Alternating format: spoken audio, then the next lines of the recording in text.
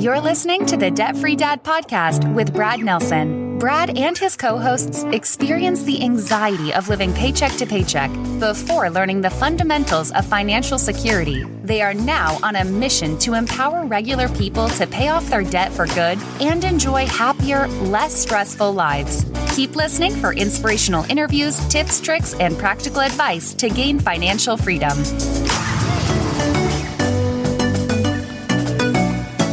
Hey, how's everyone doing today? You can find us on Facebook, TikTok, YouTube, and Instagram. Just search Brad Nelson or Debt Free Dad. And as always, welcome to today's show. Remember to get all the resources, show notes, and links for today's show. You can head over to thedebtfreedadpodcast.com and check out episode 193. Again, that's thedebtfreedadpodcast.com, episode 193. And you can also find all of our other episodes there as well. And you can check out the YouTube videos there. Hey everyone, welcome back to the How to Podcast series. We are here with one of my favorite podcasts that I love. It's helping me financially to be better with my money, better with my mindset. And it's called Debt Free Dad. I love it because the way that everything is promoted and shared on the show is easy things that you can do, difficult to accomplish sometimes, but easy to do, things that you can do to help your financial situation be better for you, for your family, for your kids. And my guest was on my Dad's Space podcast, and I invited him back because I wanted to talk podcasting as well, because I admire his podcast skills. I admire his team and everything that he does. And I'm so happy that he agreed to come back. Brad Nelson is here from the Debt Free Dad. Welcome back, Brad. Good to see you. Hey, good to see you, David. Thanks for having me. Appreciate it. It is exciting. And I was admiring your hat, which I love. And I'm like, I need a hat, Brad. So we're working on that. So We're working on that. I want to show off my Debt-Free Dad hat. That is great branding and everything. I love what you do. Brad, so for those who haven't met you yet, they're in luck because they just found their next great new podcast to listen to. Yeah. Tell us about your show and a little bit, maybe how did this all start for you, for your podcast? Yeah. So we created the Debt Free Dad podcast going on. We just wrapped up our fourth year, our fourth season, and recorded 200 episodes now. And the idea behind the podcast was really just to open up the conversation about personal finance stress and the paycheck to paycheck living lifestyle, and really to provide steps and ideas and really to challenge just the status quo of how most people are handling their money, which is very poorly. is what a lot of us experience, right?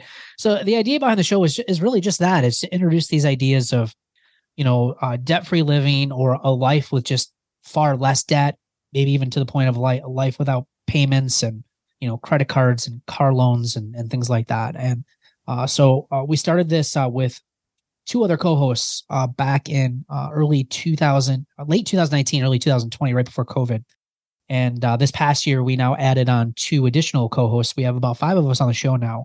And the reason behind that is because we really want to provide perspective from people from all different walks of life and people who have had different experiences with money. So we've got a single girl who's on our show.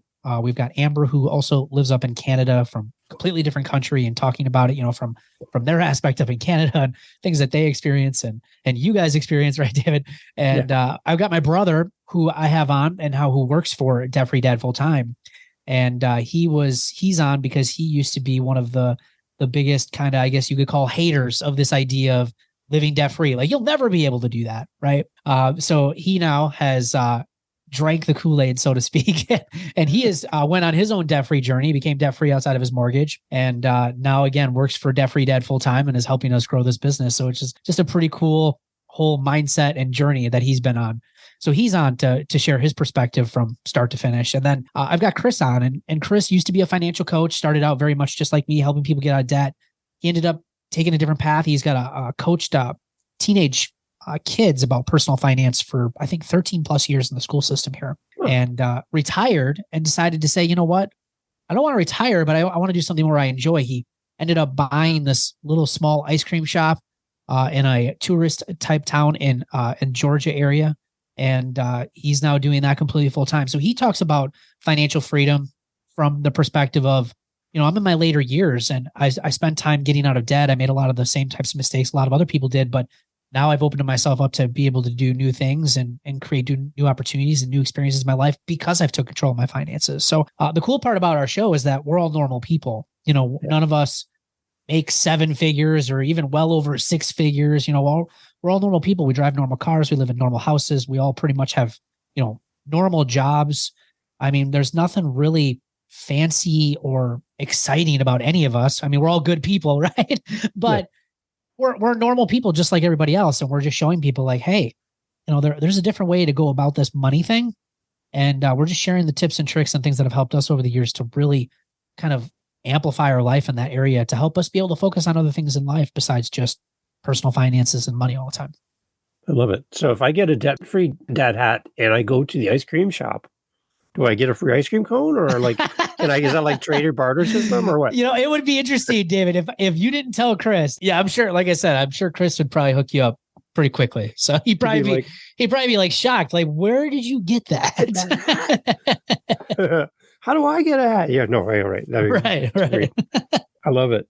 So yeah, no, I love the podcast, Brad. I love everything about it. I talked about this on Dad Space. I love the feeling of the podcast. You don't feel like I'm being preached to. Like, I feel like I'm being encouraged and supported, and to hear all the different stories. It's not just one single voice who's the expert on everything, and do my 5 steps and you'll win. And the answer to every question is my same 5 steps. You have different voices that come on and say, well, in my situation, it worked better if I went left, and you say we go right. So we have a conversation around what we do with our debt, not just being preached at. So I really, really enjoy the spirit and the context of your podcast. Yeah, thank you. I appreciate that. Yeah, I like to say that we do that with absolute intentionality, but I think, I think that is what naturally comes through our show, is because we just are normal people, Yeah. And I think that's why we're able to have those open discussions. And, I've also done enough coaching to understand, like, it's like, look, I mean, not everything works the same for every single person based on their situation, and it's just not one way or the highway. And I like, and especially even in our community, how we have always kept this kind of open format of like, I want people to have a voice and share their opinions on other people's situations and what they would do based on their experiences, because, we all come from different backgrounds. And I think it provides, like you said, a really good conversation around a topic that can be pretty complicated for most people.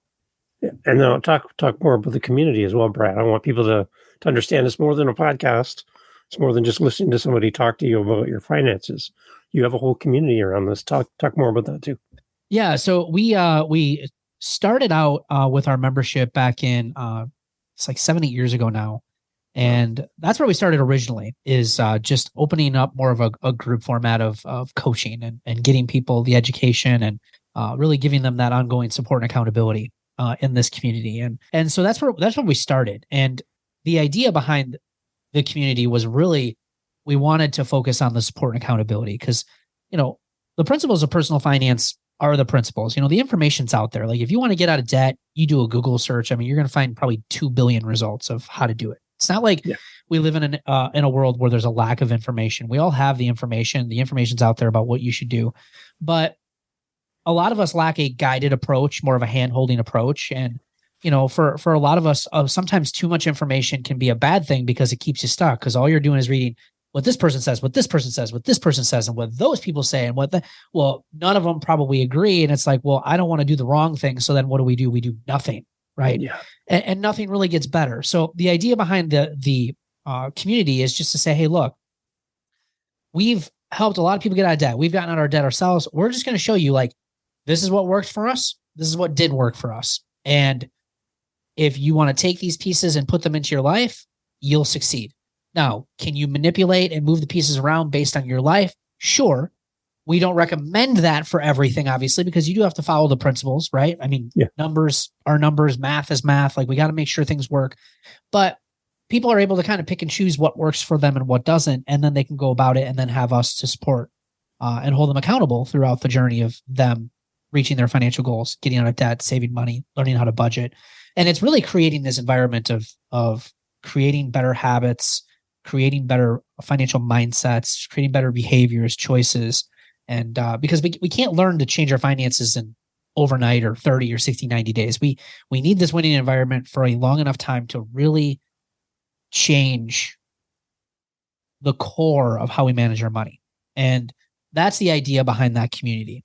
And then what we did is a few years later, like I said, back in late 2019, 2020, started a podcast.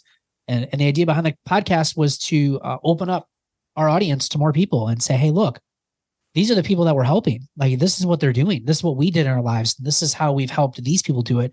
And once a month, at least once, sometimes twice a month, we like to bring on a Roots member who's in our community and bring them on to share their story and have them come on and say, hey, look, this is where I started. These were the money mistakes that I was making. Yeah. And it's been awesome to bring on those people because, again, they are an extension of our normal people podcast, right? And to bring them on and say, hey, look, guys, I actually applied the stuff that they're talking about on this podcast to my life and look at where I'm at now in just a short period of time later. Like, if I can do this, you can do it, right? And so it's been a really good, between the podcast and the community, it's been a really good way to get that message across to a broader audience and a bigger audience of getting people to understand that there is help out there. Yeah. And what I love as a listener is I hear myself in your co-hosts, in yourself, but also in the stories of your Roots community members. I hear my own situation reflected back to me, and I hear people wrestling with the exact same things that I'm wrestling with. So I feel like I'm there in the room during the recording, and you're speaking to me, and I feel like I'm part of the community just by listening, which is a great door to your community and a brilliant way of tying your podcast into what you do at Debt Free Dad. I love how you've kind of built this all around. And I was kind of going to ask you what, like, chicken and egg thing, what came first, the podcast or Debt Free Dad? And it sounds like the Debt Free Dad started it, and then the podcast came in as a support. It's great. Yeah, absolutely. And a lot of it was just because I like to just talk about it. I think, money is just such a taboo topic, and I love challenging just the status quo out there, even to the point of people thinking that I'm just weird, right? and that's okay. I'm okay with that. It's like, look, I want you to feel that way, because when I first started learning about this information and hearing about a potential life without debt and credit cards and car payments, I thought it was weird too, right? Yeah. And when you think something's weird, that means you're challenging your normal mindset, which is important when it comes to relearning how to manage your money. You've got to start doing some things different. And once you're willing to do that, amazing and fun things can happen for you. And so, yeah, it's been a lot of fun. Good. And then, so you must have gone to school for years. You have a university degree in radio. You must be some professional guy who has all the answers to life and podcasting. How did you yourself find yourself behind a microphone? How did that happen? Yeah, I wish I had all that education. Yeah. You want to know what? I just started, and that is where the education came from, was just a lot of work and just listening to other podcasts, not always listening with an ear of the way a lot of people consume podcasts, but listening for how do they run their show? What were the things that I liked? What were the things that I didn't like? When do they do their breaks? Like, even today, we just hired a company to help us make our podcast better. And that's one of the things for me as a podcaster is, like, I love people who give us really great feedback on our show, but I also almost value more of the negative feedback that we get, because I want to know of that, like, what can we take out of there to make our show better? Because if I just hear it's great all the time, it's hard for me to improve it. Right. But I want to hear from someone who goes through it with more of a trained ear of saying, okay, I've listened to a lot of podcasts before. I've helped people grow their podcast, make them better. These are the things that I see that you need to change and tweak. And sometimes it's not even like the big things. It's probably all the little things that we're not doing right. We can kind of pick up from there. I want to jump into talking about the stats that you were mentioning as well, and kind of encouraging podcasters that are listening, as far as, they have these big metrics around success and they have these big numbers, but probably just being consistent is probably the most important metric for us to think about, right? Yeah. So I would say so. Jump into that. Yeah. I think from when we first started, I kind of, I started learning about podcasts and just, I knew going into it, it was going to be a long journey. I did not have any sort of anticipation of being like the next Joe Rogan, right? and being like this next, superstar podcaster. I knew that, building a podcast show and building an audience, it was going to be a commitment and a grind, right? And so I think having that intention going into it, I also went into it knowing that it's not always going to be fun. Like, getting on a show, doing the interview and doing some of those things is the exciting parts of doing the show. But, it's coming up with content ideas and really figuring out what your audience needs to hear and wants to hear. And, there is some grinding part of that does take some time. And it's like, you got to wake up and push through some of that where you don't feel like doing some of those things. Right. And so I think as an early podcaster, if you're just getting started, just understand that those feelings are normal. It doesn't mean that you're not, good at podcasting or you're just a normal person. I think in every job that you have, no matter what it is, there's things that you like and there's things that you don't like. And, podcasting is definitely going to have a share of both of those. But yeah, I found these interesting when we just did episode 200. We actually shared these on our episode, but it says 90% of podcasts don't get past episode 3. Wow. Which is fascinating. And it says that's 1.8 million who quit after episode 3. And then of the 200,000 that are left, so they're kind of looking at 2 million podcasts that had started. Of the 200,000 that had left, 90% will quit after just the first 20 episodes. Oh my gosh. So that's another 180,000 gone. So of the 2 million, there's only about 20,000 podcasts that are left after episode 20. Okay, so Brad, why do you think that is? What's the reason? Lack of consistency and commitment, I think. That's it. And I think, what we tend to do is probably go into it with this perfectionist attitude, right. Or if we feel like, man, nobody's listening and we get maybe a little down on ourselves or, we just feel like we're not good enough. And the reality is you just haven't been doing it long enough. You just got to keep doing it. You got to keep pushing that content. Even if you only got 1 or 2 listeners that are out there, you got to keep pushing it. You got to keep doing it. And, obviously we also want to be reasonable too, is that we want to just say, hey, does our show stink? Like, do we need to make it better? And I think, giving up altogether, though, I don't think is the best way, but maybe reconsidering things like, hey, get some people that, get yourself in a community of other podcasters and maybe get some people to give you some reviews of your show and say, hey, I like it, but this is where you need to improve or you need to kind of think about improving. I think, relying on people that have some experience, I think is a really good thing rather than just up and say quitting. Right. But I think that's probably the biggest area that most of us probably struggle with as anything in life and podcasting for sure is just commitment and consistency. And I think if you can find a system that works for you to remain consistent with pushing out content and being consistent with it, whether you're putting out 1 episode a week or 1 episode every 2 weeks or 1 episode a month or whatever you're doing, commit to that. And no matter what, you got to do it. And I think of the 4 years that we have been on our show, I think we've only there were only 2 times that we weren't able to put out content, and they were due to some life events that were happening. Yeah. And unfortunately, there was just nothing we could do. So what we did during those that short break was we just went back and found some of our most popular episodes, and we just did replays of those, and people loved them. Yeah. But that was the only time in those 4 years that and we record all year. We shoot, our goal is 50 episodes a year. Wow. And we haven't missed outside of just those 2 times. We've been consistent every single week with it. And so I think, you got to find what works for you and just commit to it. Just commit like, hey, we're going to put out X amount of episodes for this period of time throughout the year. And we're just going to grind it out and do it. And if you can do it and push through the, I don't feel like it, or I don't know if I'm good enough, or, if you just push through that, man, your show will eventually get better and it will grow and your audience will get bigger and, things will improve. But I think that's where most people give up, is that they don't see that success right out of the gate and they feel like, well, that didn't work, and they quit.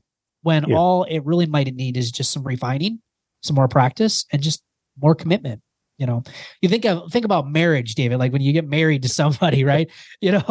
That first year might be okay, but where the marriage really grows is the ongoing commitment in that relationship.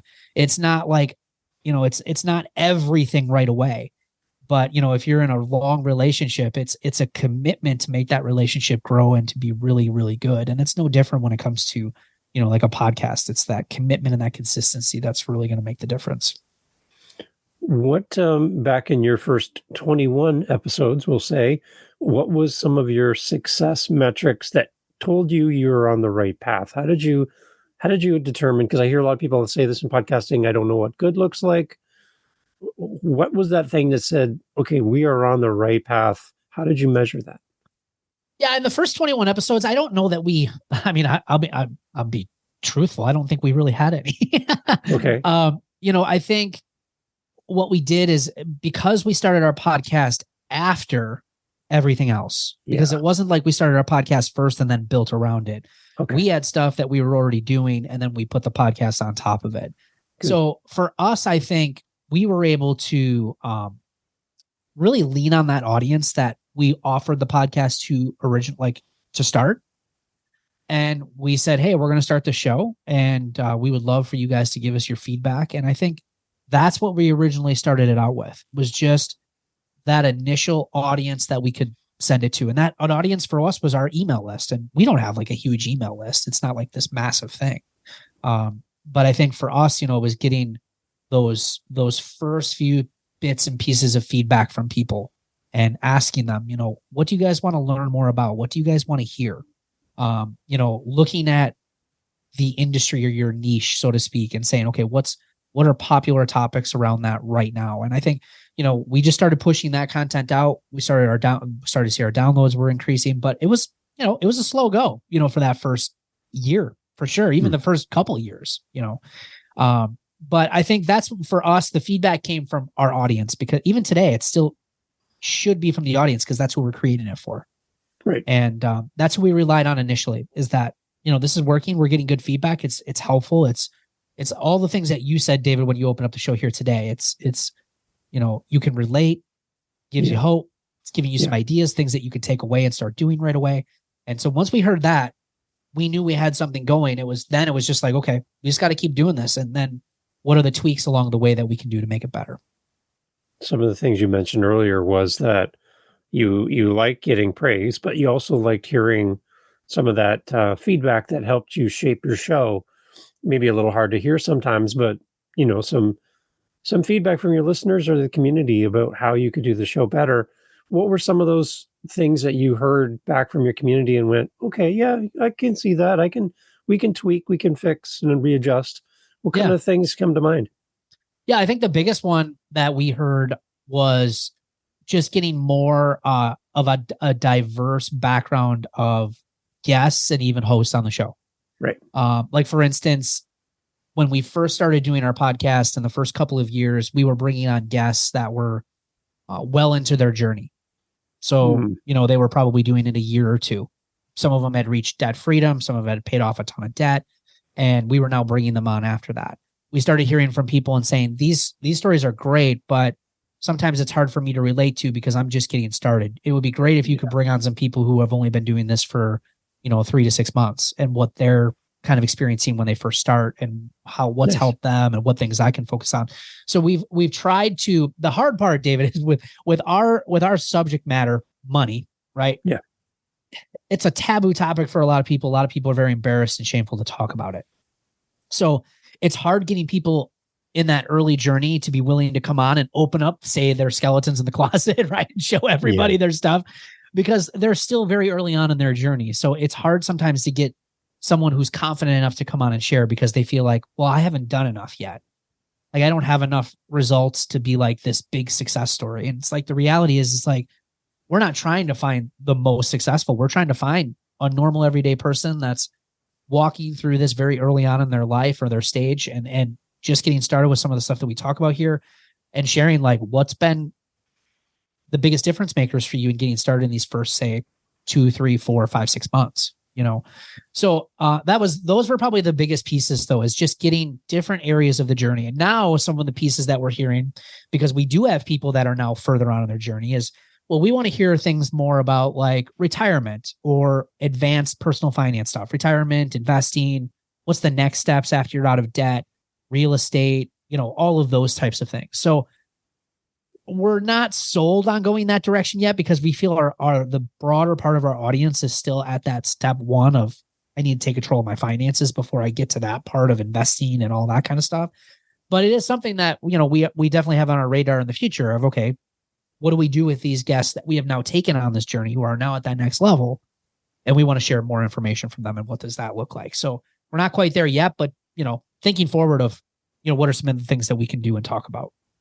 Yeah. The one thing I struggle with a little bit, Brad, I have like a lot of episodes behind me as well. You're in 200 episodes now. I kind of go back to like being in school, and you're midway through the school year. Some new family moves to town and a new kid walks into your class for the very first time, and they don't know anybody. They haven't been there since the beginning of the school year. They have to try to find a seat for them somewhere. Let's pull a table in, get them a spot to sit. And everyone's looking at this new kid like, who are you and where did you come from? Right. 200 episodes. Your community has been following along on the journey. And then some random guy named Dave in Canada press play on episode 200. I've never heard 199 of your episodes. My first episode is episode 200. I'm coming in, that awkwardness of looking around going, oh, everybody knows everybody here. I'm the only one who doesn't know anyone. But this is a new podcast, and I want to find out what's going on. How do you welcome new listeners yet still maintain context for your family and friends that follow along on Debt Free Dad? How do you embrace these two worlds that are mashing together on every episode and welcoming new listeners? Do you have any tips for us?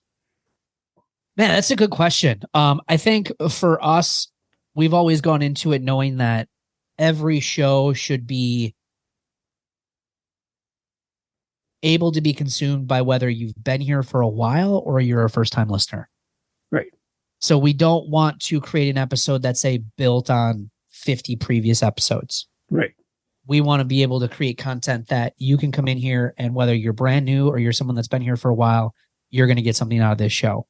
And so we just try to pick out topics, and we try to not say, if you guys, and we do we do a lot of referencing of past episodes too, in the sense of, we're going to talk about this topic. And by the way, we did a whole episode on a little piece of this that we're going to talk about. This is episode X. Go back and listen to that to provide context of what we're going to talk about in this little section. So we try to give people like direction of, okay, we're talking about, like, for instance, when we talk about saving and we bring up the whole idea of a sinking fund, which a sinking fund is essentially just a savings goal for a particular purchase that's going to be in the future. We might bring that up briefly, but then we might say, hey, go back and check out episode 138 or whatever episode that was, so you can learn about sinking funds in a lot more detail and how you can apply them to your personal finances. Good. So we do a lot of that to kind of give people direction of where else to go. But yeah, I mean, initially we try to build our podcast knowing that I try to look at every person that's joining that day is brand new, and we've never had our existing listeners reach out and say, I feel like I'm always brand new. Like, I want to be a seasoned listener. No one's ever said that to us, so we just try to treat every episode independently. So where it doesn't build off of everything, like you have to go through and listen to everything to get a sense of what it is that we're talking about. Yeah. I find it frustrating when I listen to a podcast and I hear the Dave and Brad show, and Dave says to Brad, hey, Brad, you remember when you did the thing with the thing? And Brad's like, yeah, that was good. Yeah. Meanwhile, Right. I'm a listener going, what are you talking about? I have no idea what this is. What's the thing of the thing? I have no idea. But everyone else that had been here forever, they're like, oh, yeah, that was great. That time with the thing. Right. Yeah, that was fun. And you're like, I totally don't feel welcome here. I have no idea what's going on. And anytime, I'm finding myself saying more often, if this is your first time listening to the show, welcome. Like, it's so amazing you found the podcast. I want you to feel welcome here. And we've got a lot of great episodes in the past, but this episode is really important because you're here. And thank you for being here. And I think for the listeners that have been here long term, they don't mind hearing that and then going, that's right, there are new people joining us in progress, and we need to welcome them as well. So it's a community building thing, I think, and you're really great at community. So I was kind of interested to get your feedback on that. So I love how you do that, though. It's good. Thanks, I appreciate that. So what's coming down the road for the podcast? You're a planner. You plan in advance for your shows. Do you have like kind of a long-term goal for the podcast? As of right now, I think, where we're at right now is number one, we wanted to, this year, we saw some pretty significant growth, which is really great. TikTok played a huge role in that for us. So if you're a podcaster out there and you're not on TikTok, I would strongly recommend you get on TikTok and start sharing some of the content and stuff that you're putting out in your podcast and then directing towards people to your podcast, because we've seen lots of stuff happening from that area. Obviously, we try to do the same things on other social channels like Facebook and Instagram and YouTube Shorts and those types of things. But the Reels and the TikToks have been really, really good. But so for right now, I think, like I said, we just invested in the podcast to bring in this company to really kind of go through everything that we've been doing with a fine-tooth comb, find the areas where we can improve. And I know, like, for instance, some things, even just going through some of the little stuff that we've already started with this company. We've only been doing this for about maybe a week and a half, and just going through some of their coaching and working with them. Like, even just your introduction, your content, your editing, like they're like, when you finally get to the point of you're consistent and you're putting your information out there, it gets deeper. We can start going even deeper now with some of this information and spending, like, for instance, spending a significant time, more time on your intro than say on your overall content in your episode. Because if your intro stinks, nobody's going to stick around. Right. Nobody's going to listen to it. So, it's this whole idea of, okay, we want to really engage that listener and say, hey, look, this is what we're going to talk about today. Here's how this is going to help you as my listener, because we care about you. And this is what you're going to walk away with today. When you leave this episode, this is what you're going to get. And you can apply that to no matter what podcast niche you're in. I don't care what topic it is. Like, the listener is coming for something. And sometimes I think maybe us podcasters, and me included, sometimes we get selfish because we get in a topic that we really want to talk about. But what does that mean for your listener? Because that's what you're really doing it for, right? So it's really just bringing back home what are we here to do? How are we going to get these listeners to be like, yes, I need to listen to this. I'm going to get this thing out of doing this episode.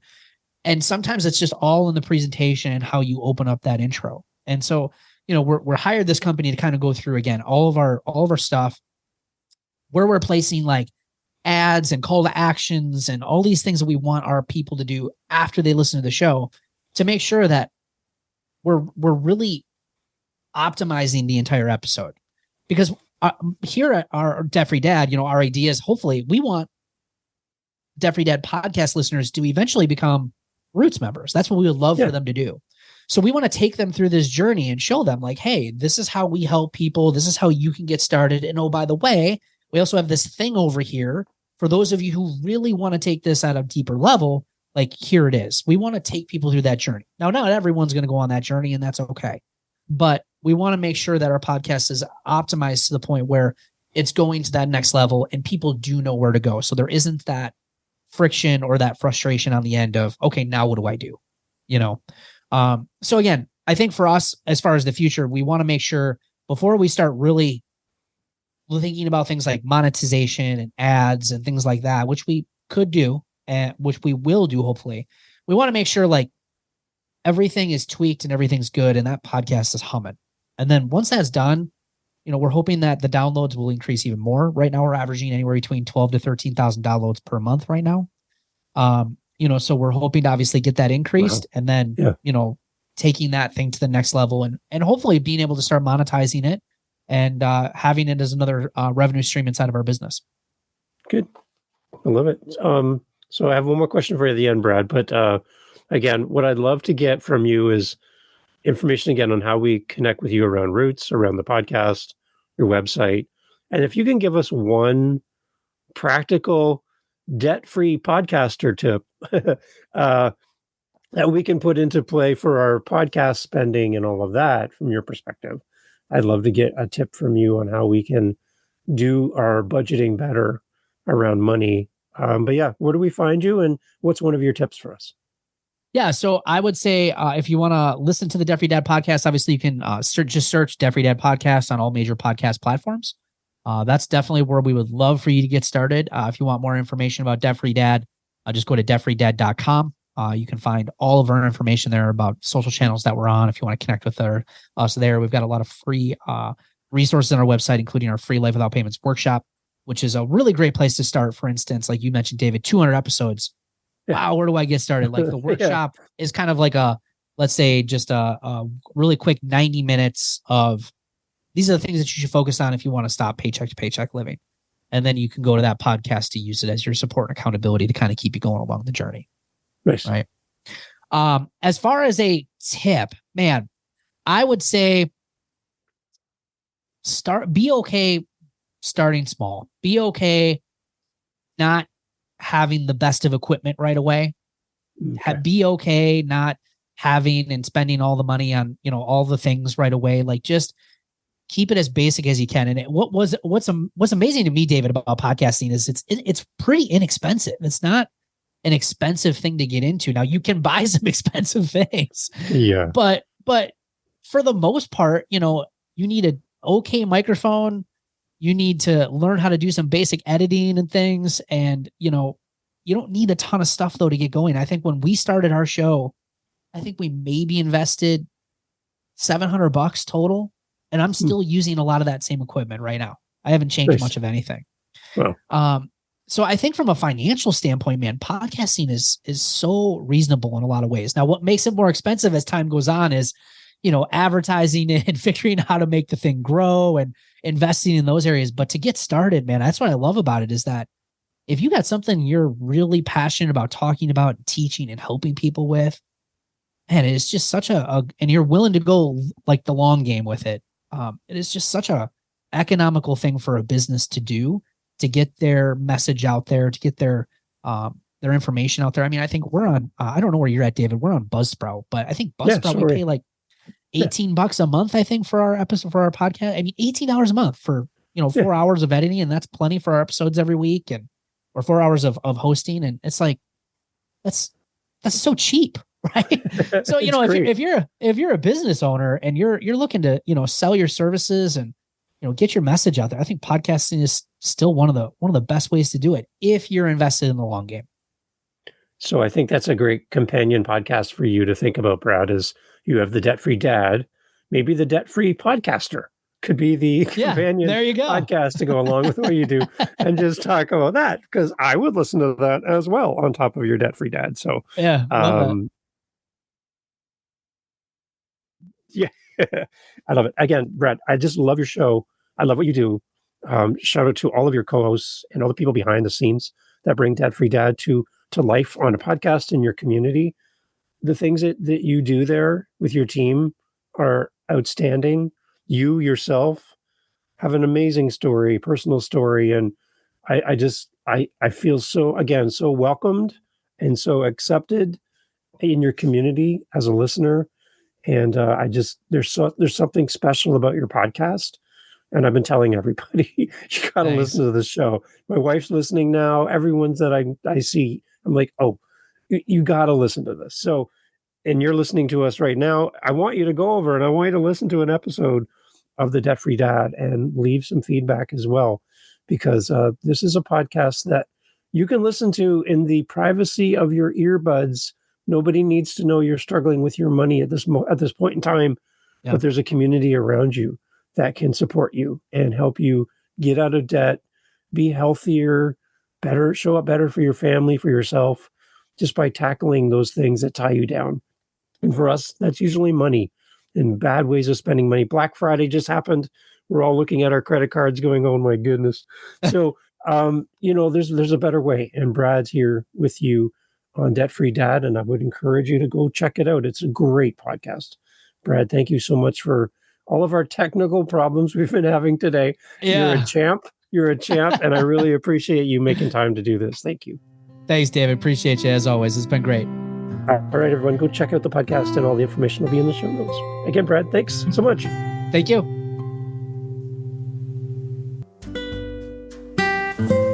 So thanks for being part of the How to Podcast family. Really appreciate you being here, coming back for episode after episode. And to those super How to Podcast family members, you know who you are. You went back to episode 1 and you've listened to now many episodes of the How to Podcast series. Thank you. I have 2 things to ask you to do today. Whether this is your first time here, thank you, by the way, for joining us, or you've been here for a long, long time. Thank you to you as well. I would love for you to share this show with someone in the podcasting community that doesn't know about this podcast at all, and let them know about the How to Podcast series, and give them a suggestion of an episode to listen to, give them a number, send them there. Number 2, I would really, really love to connect with you. So, howtopodcast.ca is my website, howtopodcast.ca, because that's a Canadian website and I'm in Canada. Howtopodcast.ca, and go over there and leave me a voice message on my speak pipe. You'll see it there, and I would love to hear from you, to hear your amazing podcaster voice, and include you in a future episode. I'll bring in your message and play it for the world, and they can hear about your show and connect with you as another fellow How to Podcast family member. So I would love to meet with you and hear your voice at howtopodcast.ca. Keep podcasting, keep doing the thing, hit record, and get your message into the world. Can't wait to hear your show. Thanks for listening. Take care.